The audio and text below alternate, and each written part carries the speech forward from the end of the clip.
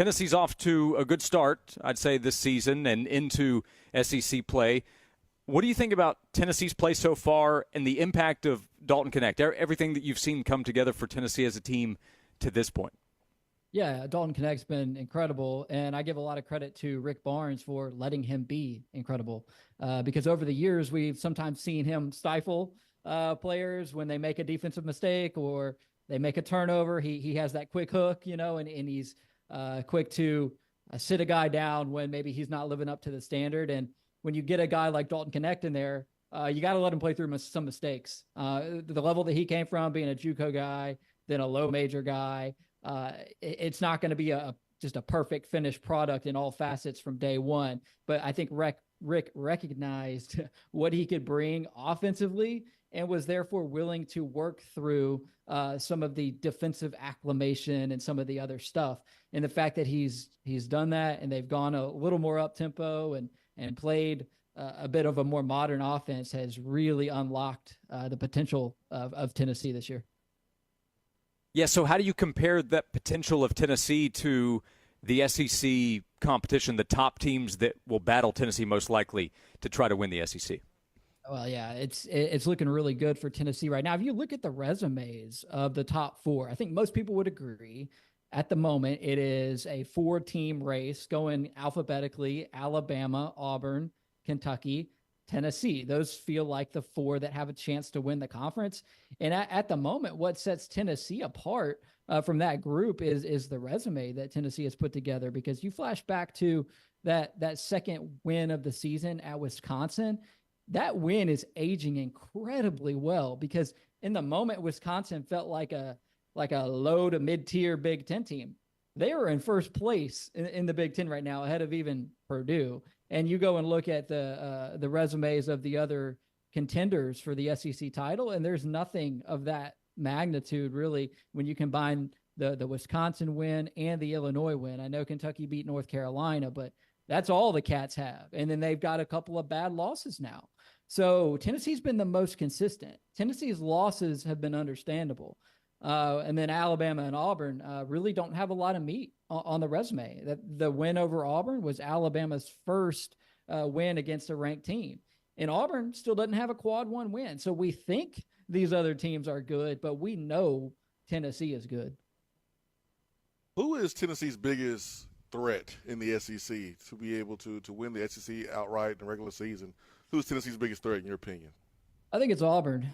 They're deep. Bruce, I mean, we don't need to explain Bruce Pearl to your listeners. I mean, y'all everybody knows what he's about, what his teams are. They are legit, even though they don't have the resume, even though they didn't play a tough non-con.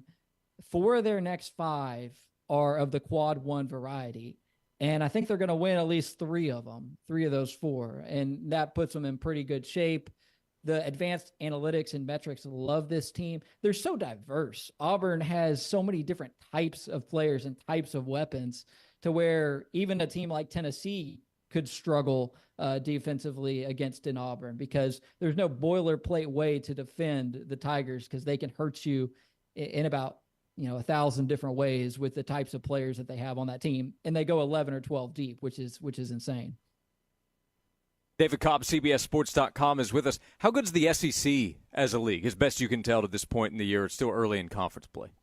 Yeah, I think the thing right now is that the only teams that are totally out of the NCAA tournament picture are Vanderbilt and LSU. I mean, I guess LSU could put together a crazy second half of the season and maybe get back onto the bubble. Unlikely, I would say. And then you got teams, of course, like Missouri. They would need to make a run. So maybe you got 3. So you got 11 of the 14 in the SEC right now. Still feel like they have a shot to make the NCAA tournament. That's pretty good. Now, of course, 11 aren't going to make it. You're probably going to end up with 8. That's good. I think the SEC would probably be my 3rd best conference in college basketball right now, behind the Big 12 and the Big East. And there have been years where you could argue the SEC was number 2. And of course, there have been years where it was number 4, number 5. So it's a middle of the pack conference, and it's it's in good shape. I think come NCAA tournament time, it's going to have a really hefty representation. Everyone knows Dalton Connect, David.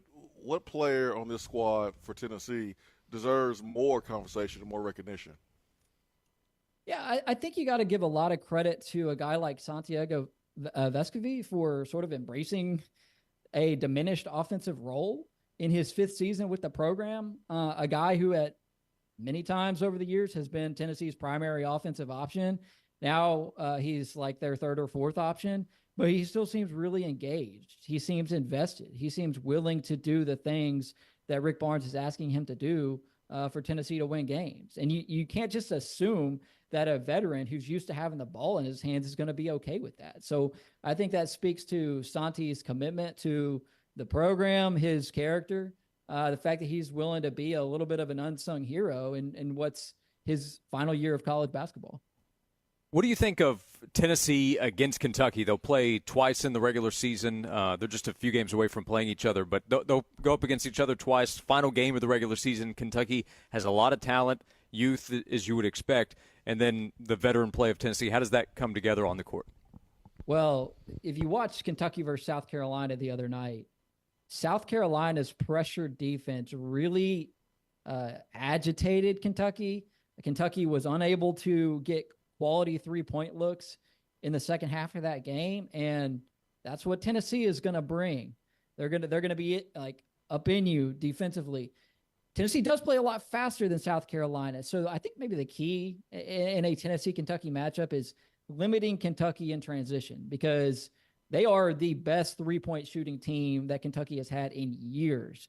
And they start coming in bunches when they get out in transition. And once Kentucky gets a couple of stops, they can really bury you quick. So when Tennessee and Kentucky play, it may be one of those games where Rick actually wants to slow it down a little bit. And I'm a big proponent of how they've been running, how they've been playing 4 out more than they have in the past. But matchup by matchup, that Kentucky game's one where you might look at what South Carolina did and say, hey, let's slow these guys down, try to hold them under 70, and use our excellent defense to our advantage in that game. Do you think South Carolina this year could be last year's Missouri inside the SEC, or maybe even last year's Texas A&M, a team that no one really gave a lot of seriousness to as far as them being able to compete in the SEC, but they come out and they're one of the biggest surprises in the conference? 100%. If the season ended today, South Carolina is going to the NCAA tournament. Get this. South Carolina has been to one NCAA tournament in the last 20 years. That's insane. It's crazy considering how much they care about it there too. Yeah. And the one time they did go to the tournament, they went to the Final Four. So Lamont Paris came from Chattanooga, by the way. Like he was on staff at Wisconsin for a long time. So he learned the ropes from like Bo Ryan and Greg Gard and those guys. And so when they slow it down and hold Kentucky below whatever they scored the other night, that's Lamont Paris's coaching DNA coming through. And it's something that you don't see a whole lot of in the SEC. I mean, they're like 300 and something in pace, which gives them a chance to stay in basically every game. And then when you have veteran guards like they do, and you're in a close game with under 5 minutes to play, you're going to feel good about your chances of winning. So he's done a really good job of very quickly instilling his culture, his identity at South Carolina. After last year, they just sort of had to throw together a roster. They had to go out and get Gigi Jackson. That didn't work. But year 2, he has turned this thing around and is kind of taking the cake among those second-year coaches in the league, because LSU still hasn't broken through. Georgia's still sort of teetering, trying to get to the bubble. And then, of course, Missouri's taken a little bit of a step back this year. So it's an impressive job that Lamont Paris is doing at South Carolina. Hey, David, before you go, basketball is the focus here in the middle of college hoop season. But, Tennessee football always remains a big talking point in Knoxville. Do you have any Nico or big picture Tennessee takeaways from the end of the 2023 season as the Vols are looking ahead to 2024? Thought it was amazing. That bowl game was everything you wanted it to be. I hated the fact that this guy was going to be making his first career start against Iowa. I mean, that is the last defense you want to play when you're a freshman, really getting your first taste of college football. But even considering those circumstances, he handled it really well. So I'm encouraged by where Tennessee is at going into next season. Let's see if they can maybe once the spring portal opens, let's see if they can get another playmaker or two on the perimeter, right? Like we got to get that receiving core back to where it was in 22. But if they can do that, the sky's the limit for that offense next season. CBSSports.com, that's where you can go read David's work. College football during the year, college basketball, the focus right now. They have a great team covering college hoops. David, thanks so much for taking time to hop on the show today. Great to see you. Great to talk to you. Yeah, I appreciate you guys.